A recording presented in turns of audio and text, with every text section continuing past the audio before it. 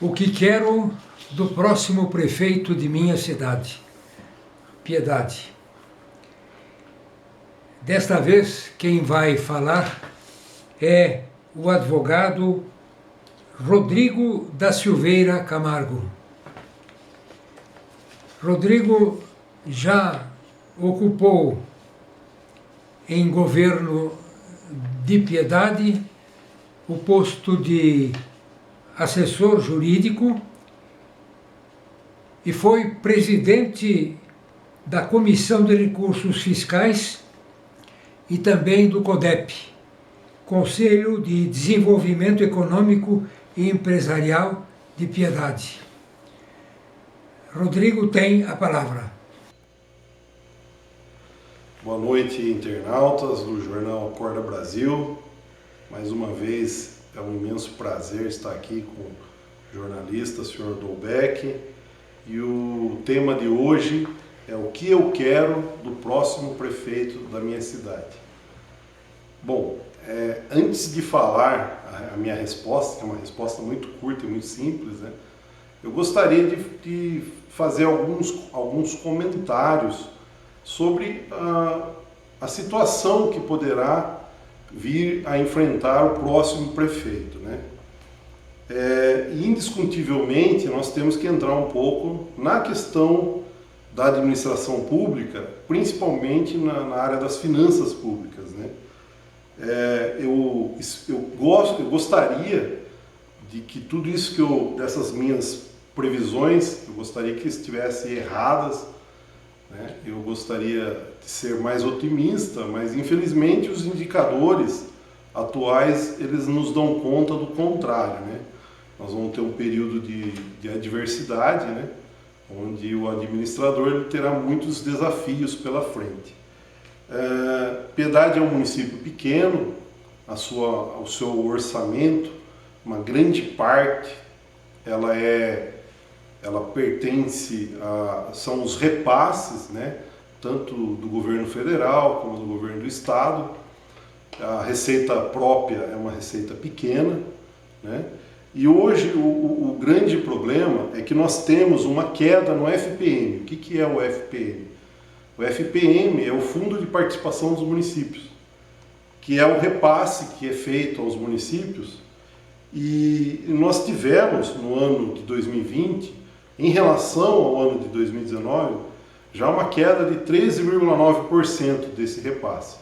Isso sem contar, no caso, a inflação, né? Então, significa o que isso daí? Significa que o próximo prefeito ele pode ter que governar com menos dinheiro do que está previsto no orçamento. Então, esse é o primeiro grande problema. Também já está sendo percebida uma queda no fundo de participação dos estados. E o que significa isso? Significa que a União também está reduzindo os repasses aos estados. E isso vai também, por uma via transversal, vai enfraquecer os estados, né? São Paulo é um estado grande, é o estado que mais arrecada na federação, porém também é o estado que tem a maior despesa pública, né? Existe um plano de recuperação do governo federal, que é a medida provisória 938/2020, que foi uma espécie de compensação que foi trazida aos municípios. Porém, a maioria dos municípios ela entende que isso não vai suprir, né, as necessidades que vieram por conta dessa queda de repasses, né? E para se ter uma ideia, nós temos já um FPM, uma redução no FPM acumulada nesse mesmo período de 9,61% em relação a 2019. Piedade vai receber em 2020, para receber em torno de 28 milhões de reais só do FPM. Então uma queda de 9,6% dá quase 3 milhões de reais. Então quer dizer, é muito dinheiro. E não é só isso, né? Com esse cenário de crise, de desemprego alto, desemprego na faixa dos 13%, ou seja, nós temos mais de 13 milhões de brasileiros desempregados, nós vamos ter dificuldades, porque pessoas desempregadas, elas têm dificuldade em pagar o IPTU, pagar o ISS, pagar o ITBI. E isso também força uma queda na arrecadação municipal, na arrecadação própria, né? Pessoas com nome sujo, falta de acesso ao crédito, falta de investimento, aumento de dívida. Vale lembrar que os municípios, os estados e a União, eles devem cumprir, de acordo com a Lei de Responsabilidade Fiscal, a chamada regra de ouro. E o que significa regra de ouro? É que é a regra onde o município ele só pode contrair dívidas para bens de capital, né? Ou seja, ele não pode fazer empréstimos, novas dívidas para custeio, para despesa corrente. Então, nisso também nós vamos ter essa dificuldade que o próximo prefeito vai ter que enfrentar. Nós temos questões pontuais aqui no nosso município, que é a questão do aterro sanitário, né, que até hoje não foi resolvida. Saneamento básico, nós tivemos uma alteração na lei de saneamento básico. Hoje a gente não sabe como que vai ficar, né, se isso existe uma tendência de haver uma piora nos municípios pequenos, né, por conta da escassez de investimento público, né, e justamente nos municípios pequenos onde talvez a licitação para os grupos da iniciativa privada não sejam tão interessantes, né, e aí acabe ficando o serviço do saneamento básico unicamente para o poder público, que é justamente o que vai estar estagnado por conta da falta de investimentos. E nós temos que lembrar, né, que o emprego é o que gera o consumo é o que gera, digamos assim, a produção, e a produção é que gera a arrecadação. Então, diante de todos esses cenários, né, quando você tem a queda no emprego, a queda na renda das famílias, existe uma queda no consumo. Quando há essa queda no consumo, você tem uma queda na produção. Queda na produção significa desempregos, queda da arrecadação, o governo arrecada menos.